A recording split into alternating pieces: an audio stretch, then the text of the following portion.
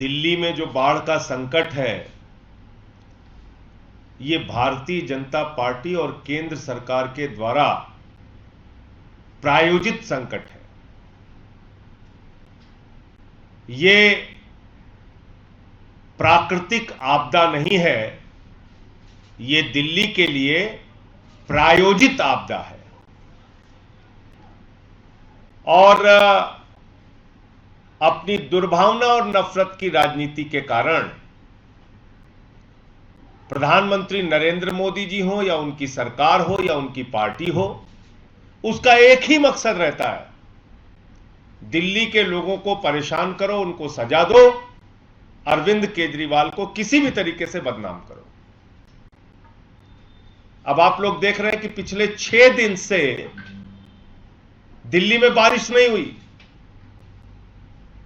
अगर दिल्ली में बारिश होती और उस बारिश के पानी का इंतजाम करने में हमसे कहीं कोई कमी रह जाती तो बात समझ में आती है। लेकिन 6 दिन से दिल्ली में बारिश नहीं हुई और पानी खतरे के निशान से ऊपर चला गया। अब तक के सारे रिकॉर्ड टूट गए। तो यह हुआ कैसे कि बारिश भी नहीं हो रही और बाढ़ भी आ गई? तो यह भारतीय जनता पार्टी के द्वारा प्रायोजित संकट है। 9 तारीख के बाद से लेकर 13 तारीख तक ईस्टर्न और वेस्टर्न कैनाल में पानी नहीं छोड़ा गया। हथनी कुंड बैराज, उसकी लॉकशीट आप चेक कीजिए, वो लॉकशीट चिल्ला चिल्ला कर बोल रही है कि ना तो पानी ईस्टर्न कैनाल में छोड़ा गया, ना वेस्टर्न कैनाल में छोड़ा गया, सारा का सारा पानी दिल्ली की तरफ छोड़ा गया और कहा गया कि इसको डुबा दो, किसी भी तरीके से दिल्ली को बाढ़ में डुबाओ। और वो काम हुआ। कल जब हम लोगों ने प्रेस कॉन्फ्रेंस की, इस सवाल को उठाया, 1-2 दिन से जब इसकी चर्चा तेज हुई,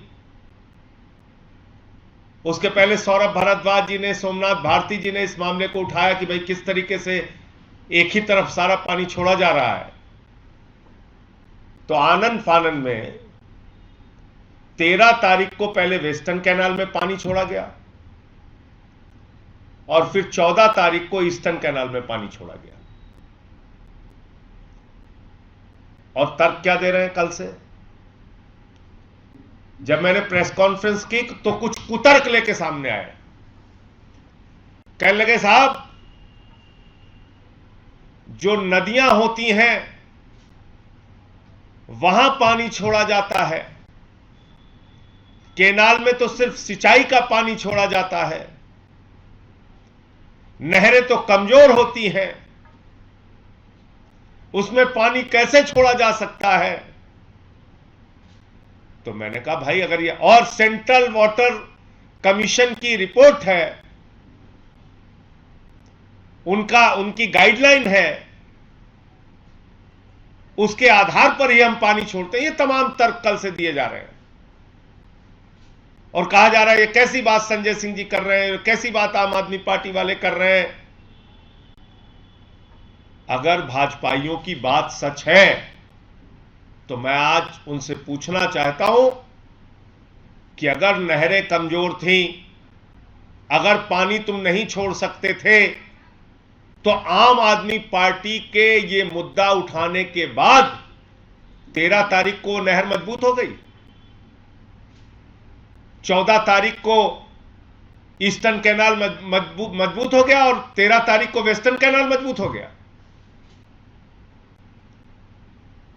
जब हम लोगों ने यह मुद्दा बनाया तब उन्हीं नहरों में आप पानी छोड़ रहे हैं। तब सेंट्रल वाटर कमीशन की गाइडलाइन आपको याद नहीं आ रही?